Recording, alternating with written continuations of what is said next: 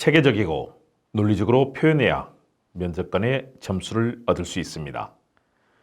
근거와 주장을 분석하고 연역적, 균합적으로 말하기 훈련을 해야 합니다. 성공의 길이고요. 면접에서 점수 따는 길입니다. 말하기, 스피치를 잘하기 위해서는 발성과 발음을 꾸준히 연습해야 합니다. 더불어 이야기를 정확하고 명확하게 또 논리적으로 말하는 것이 매우 중요합니다. 그래야 상대의 호응을 얻습니다. 말을 잘하기 위해서는 체계적, 논리적으로 표현하는 연습을 해야 됩니다. 또 정확한 표현법을 구사하는 연습도 해야 됩니다. 발성과 발음 연습은 기본이죠. 또 자연스러운 몸짓 언어 표현, 손바닥이나 또는 손가락을 사용한다거나 이런 몸짓 훈련 중요하죠. 주제별 토론도 연습해야 됩니다. 또 1분에서 3분 정도 스피치를 연습하면 자기 실력이 늘게 됩니다. 다수의 청자, 다수의 이런 시청자, 독자를 앞에 두고 말하는 연습해야 됩니다. 여러 질문에 답변하는, 까다로운 질문, 공격적인 질문에 대해서 답변하는 준비를 해야 됩니다. 그래야 당당하고 의연하게 답을 할 수 있습니다. 상대에게 호의적인 반응을 이끌어내는 것이 중요합니다. 이것이 면접에서 성공의 길입니다. 안녕하세요. 시사도민고 김옥 교수의 스피치 횡단열차 힘차게 출발합니다. 칙칙폭폭, 칙칙폭폭. 여러분들이 저한테 이거 많이 보내주세요. 발표불안증, 연단공포증, 무대공포증 굉장히 어렵습니다. 사람들 앞에 나서서 말하는 거 두렵고 싫다, 떨린다, 발음이 정확치 않다, 소리가 거칠고 작다, 더듬는다, 나도 듣기 싫다, 걱정합니다. 면접장에서 그러면 어떡하겠습니까? 해법을 함께 찾죠. 시사도민고는 우리 사회의 주요 현안을 분석하고 방법을 제시하는 유튜브이면서 동시에 이 시대를 살아가는 사람들에게 좋은 생각을 나누는 기분 좋은 유튜브입니다. 많은 관심과 응원, 참여와 좋아요, 댓글과 공유, 구독과 알람 설정 부탁드립니다. 여러분의 사랑이 있어야 또 많은 분들이 함께 봐주셔야 유튜브 잘 되고 살기 좋은 사회, 좋은 우리 인생 만들 수 있습니다.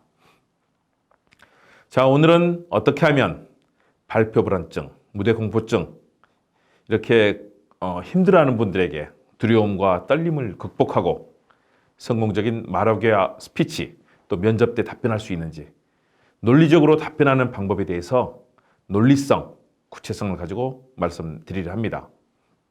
실제 현장에서 논리적이면 자신의 말이 잘 풀립니다. 그러면 불안증, 공포증 쉽게 이겨낼 수 있습니다.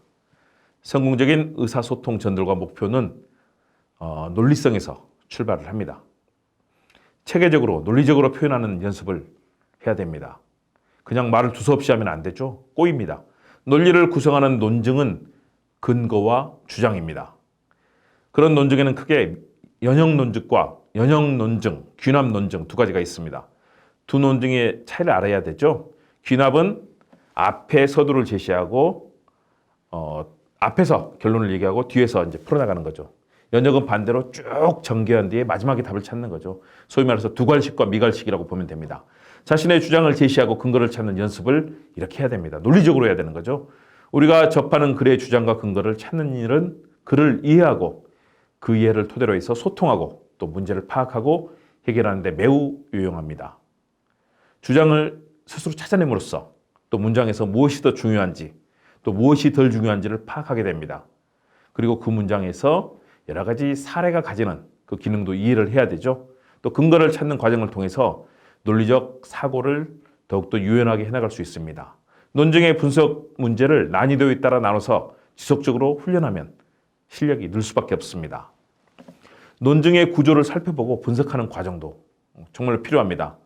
자, 단일 구조는 하나의 근거와 하나의 결론 사이의 관계로 일자 모양의 논증 구조를 가진 것을 단일 구조라고 합니다. 쉽죠? 아주 주술관계 쉽게 생각하면 됩니다. 반면에 합류 구조는 강들이 하류에서 서로 합류하듯이 두 개 이상의 문장이 결론을 각각 독립적으로 지지하는 구조를 말합니다. 결합 구조는 두 개 이상의 문장이 서로 힘을 합쳐 결론을 지지하는 구조를 말합니다. 또 발산 구조도 있습니다. 발산 구조는 하나의 근거가 여러 개의 결론을 지지하는 구조를 말합니다. 네 가지는 논증 구조를 명확하게 파악하고 단순 구조, 결합 구조, 합류 구조, 또 발신 구조 중에서 두 개 이상의 구조가 합쳐진 복합 논중 구조를 전개할 수 있어야 논리적으로 말하는 방법의 기초가 완성되고 고난도의 그런 논리적 표현을 할 수 있습니다. 논증의 기법입니다. 두 번째는 정확한 표현법을 구사하는 연습을 해야 됩니다. 정확한 표현을 하기 위해서는 논리적이면서 동시에 시, 소설, 수필, 신문, 사설 등 많은 글을 읽고 거기에서 좋은 표현법을 어떻게 사용할지 스스로 착안하고 배워야 됩니다. 실전에서 경험에서 배워야 실력이 늘게 됩니다. 표현력 굉장히 중요합니다. 다음은 역시 발성, 발음 연습이죠. 자연스러운 몸짓으로 표현하는 것도 뒷받침됩니다. 발성과 발음이 되지 않으면 아무리 좋은 논리와 표현을 해도 또 익혀도 실제 소용이 없습니다. 다 실패합니다. 주제별 토론 연습도 굉장히 중요합니다. 정치, 경제, 사회, 문화, 국제 이런 다양한 주제별로 토론하는 훈련을 하면 도움이 됩니다. 러시아의 우크라이나 침공, 국제사회, 구조, 또 외교 관계를 다룰 수 있죠. 또 1분 내지 3분 정도 스피치 연습하는 거 굉장히 중요합니다. 자식이 자신에 대해서 1분 동안 소개, 직장에 대해서 자기가 다니는 직장에 대해서 1분 소개, 우리 대한민국에 대해서 외국인에게 소개, 또 자신의 꿈은 뭔지, 또 최근 읽은 책과 영화에 대해서 1분 내지 3분 정도 발표하는 훈련 굉장히 실력을 키워줍니다. 그리고 다수의 시청자, 독자, 관객을 앞에 두고 말하는 연습도 해야 됩니다. 말하면서 다른 사람의 얼굴 표정이나 반응을 보면서 자신의 발언의 호소력을 높여나가는 나간다면 실력이 일취월장하게 되겠죠. 성별, 연령별, 출신별로 다른 그런 관객들이나 청자에게 얘기하면서 중간에 또 질의응답을 가지면서 내 의견을 표출하는 거 굉장히 큰 도움이 됩니다. 공격적 질문에 답변하는 연습 정말 필요합니다. 토론하거나 면접할 때 까다롭고 부정적인 질문을 던지는 면접관이 있습니다. 공격적이고 비판적인 질문에 대해서 일순 당황하기 쉽습니다. 또 답변의 핵심을 놓치게 되기도 하고요. 얼굴도 빨개지고 호흡이 가빠지고 두려워집니다. 머리가 하얘집니다. 그러면 끝입니다. 그런 질문에 대해서 자신의 생각, 가치관, 시각을 명료하고 당당하게 제시할 수 있어야 됩니다. 까다로운 공격적인 질문에 답변하는 훈련 굉장히 중요합니다. 저도 실제 방송에서 그런 일을 많이 겪습니다. 여러분이 그런 실력을 쌓다 보면 저절로 될 겁니다. 시사 도민고 김홍 교수의 스피치 횡단열차. 오늘은 논리적이고 체계적으로 면접 잘하는 방법에 대해서 이야기차 운행을 했습니다. 많이 도움이 되실 겁니다. 함께 해주셔서 고맙습니다. 다음 시간에 뵙겠습니다.